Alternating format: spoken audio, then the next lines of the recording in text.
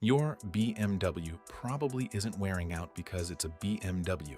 It's wearing out because of a handful of everyday habits that slowly damage the engine and transmission without any warning. German engineers designed these cars to last a very long time, provided they're maintained the way they were intended. But independent BMW specialists see these same mistakes every week, the kind that quietly turn into the most expensive repairs on the lift. And chances are, you're guilty of at least a few of these right now. So here are the 7 things BMW engineers are begging you to stop. They cost nothing to fix, but they could save you thousands. Stick around to the end because one of these is a silent killer. And you'd never guess which one. 1. Trusting the word lifetime on your fluid. BMW labels certain fluids as lifetime fill. The transmission fluid, the transfer case fluid, sometimes the differential fluid. And a huge number of owners hear that word and think it means never touch it. That's not what it means. This is where most owners go wrong before they've even bought their first set of tires. In BMW's own service literature, lifetime is typically defined as the expected service life under normal conditions, and BMW's definition of severe driving conditions is broader than most owners assume. Stop-and-go traffic, short trips, towing, extreme heat, these all count. Here's what owners think is happening. Nothing, because the car never asks for it. Here's what's actually happening inside the transmission. The fluid breaks down, additives deplete, and internal wear accelerates quietly in the background, with zero warning light to tell you it's underway. By the time you notice rough shifts or hesitation, you're not looking at a fluid service anymore. You're looking at a transmission rebuild that can run well into 4 figures. This is one of the most expensive misunderstandings in BMW ownership. Most independent BMW techs will tell you the same thing. A fluid and filter service every 60,000 to 80,000 miles is cheap insurance against a repair that costs 10 times as much. If you're doing this yourself or asking a shop to do it right, look for fluid that actually meets BMW's specification, like ZF Lifeguard Fluid 8, rather than a generic compatible fluid that technically fits but doesn't match the additive package your transmission was engineered around. 2. Replacing the battery and walking away. This one surprises almost everyone the first time they hear it. Your BMW doesn't just need a new battery when the old one dies. It needs to be told a new battery exists.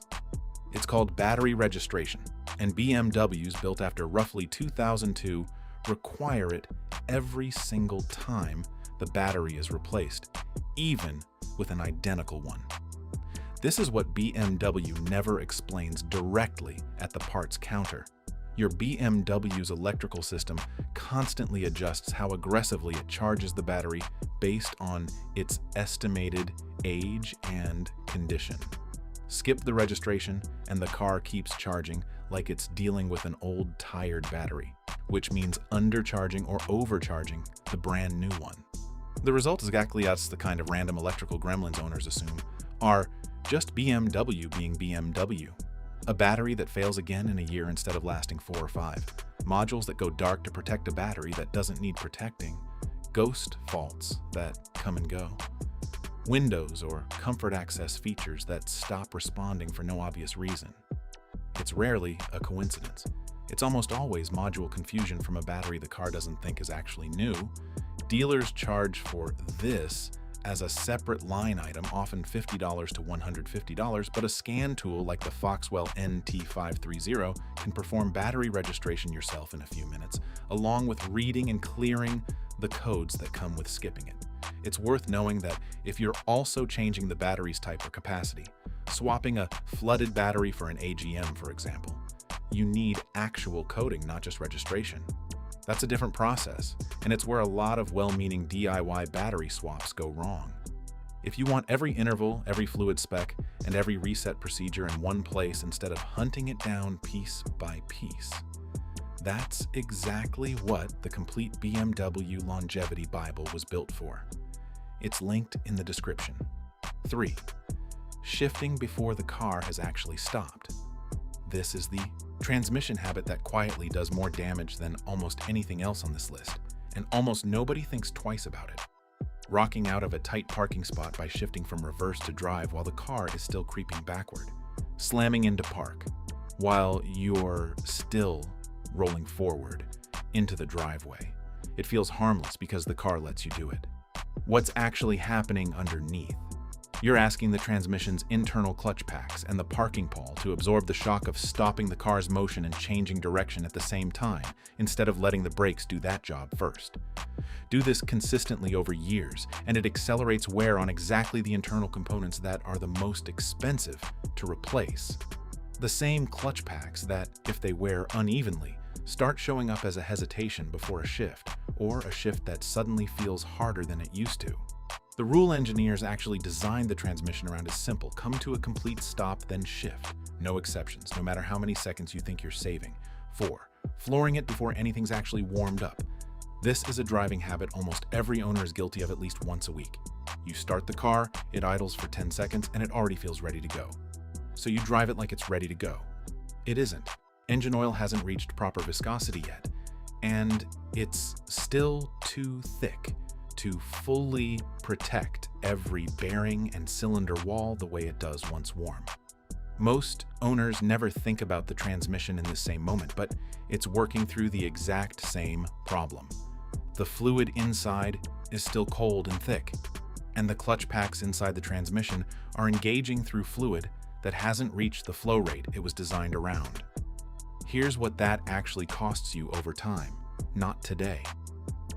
Repeated cold acceleration is a slow-motion wear pattern on engine bearings and on the transmission's internal clutch packs.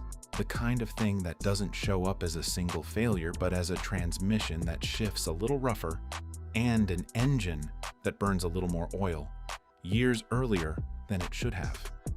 The fix costs nothing and takes patience you already have for everything else in life. Ease into the throttle for the first 5 minutes or so, no matter how tempting sport mode looks on a cold engine. 5. Letting your BMW only ever do short trips. If your BMW's longest daily drive is 10 minutes to the grocery store and back, you're not protecting it.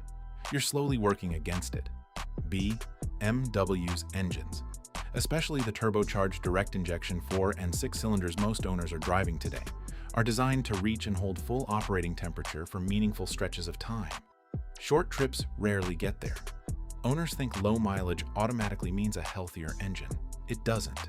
This is why low-mileage BMWs sometimes age worse under the hood than high-mileage highway cars that actually got driven the way the engine was designed to be driven. What's actually happening inside that engine on short trips? Condensation and unburned fuel byproducts build up in the oil instead of cooking off. Carbon deposits accumulate on the intake valves, since direct injection doesn't wash them clean the way older fuel injection systems did, and the turbocharger never fully cycles through its proper heat and cool down pattern. None of this kills your engine tomorrow. It shows up 2 or 3 years later as rough idle, a check engine light for misfires, or a turbo that's noticeably less responsive than it used to be. The fix isn't complicated. It's just not something owners think about. Occasionally letting the car run a longer stretch on the highway, ideally once a week or so, lets everything reach proper temperature and burn off what short trips leave behind. And if short trips are simply unavoidable, because that's your life, a smart battery maintainer like a CTK charger plugged in overnight on a regular basis takes the strain off a battery that's also suffering from never getting a long enough charge cycle to recover. 6. Assuming full synthetic means it's the right oil. This is the one almost nobody catches, and it's exactly why it earned the warning at the start of this video. Full synthetic oil is not automatically the correct oil for your BMW. BMW engines require oil that meets specific BMW long life approvals, commonly LL01 or LL-04 depending on your engine and emissions equipment, and those specs control things like how the oil behaves with particulate filters and how it holds up to extended service intervals. Here's the contrast that matters. A bottle that says full synthetic 5W30 on a parts store shelf looks identical to the correct oil on the label. It is not the same product underneath. Parts store oil is not your friend here. It can be a completely different formulation than what your engine was engineered around, even at the right viscosity. The danger isn't an immediate failure, it's silent where that builds for years while everything still seems to run fine. Use an oil that isn't BMW approved for long enough, and you can run into sticking valves, increased oil consumption, or particulate filter issues that get blamed on just how these engines are, when the real cause was sitting in the dipstick the whole time. This is exactly why so many independent techs specifically reach for oils like Liqui Moly that carry the correct BMW long life approval, rather than just matching the viscosity number and calling it good. If you're not sure what your specific engine requires, it's printed in your owner's manual and on the BMW oil cap itself. And it's one of those details where 5 extra minutes of checking saves you from years of accidental damage. 7. Ignoring the tire pressure warning because it still feels fine. BMWs equipped with run-flat tires have no spare tire in the trunk, which means the tire pressure monitoring system isn't a suggestion. It's effectively your only early warning system. A lot of owners see the light, the car still drives normally, and they assume it can wait. Run-flat tires are built with reinforced sidewalls, specifically so they can keep supporting the car's weight, even with little to no air pressure, which means a slow leak can go unnoticed for a surprisingly long time, precisely because the ride doesn't change the way it would on a normal tire. The danger is that you can be driving on a tire that's already compromised internally, with sidewall damage building from running underinflated, and not realize it until the tire fails outright, often at the worst possible moment on the highway. Because there's no spare, that failure usually means a tow rather than a roadside fix. The fix here costs nothing. Check your actual tire pressure with a gauge the moment that light comes on, rather than waiting to see if it goes away on its own. Which one are you guilty of? Be honest, drop the number in the comments. I'm genuinely curious how many owners have been doing these without ever realizing it. And honestly, this is exactly why I put together the BMW Longevity Bible. So you're not trying to remember all 7 of these while something is already going wrong in the driveway. Every fluid interval, oil spec, transmission habit, and warning sign covered in this video, plus everything else that actually keeps a BMW running past 150,000 miles, is laid out start to finish in there. It's linked in the description. Thanks for watching, and I'll see you in the next one.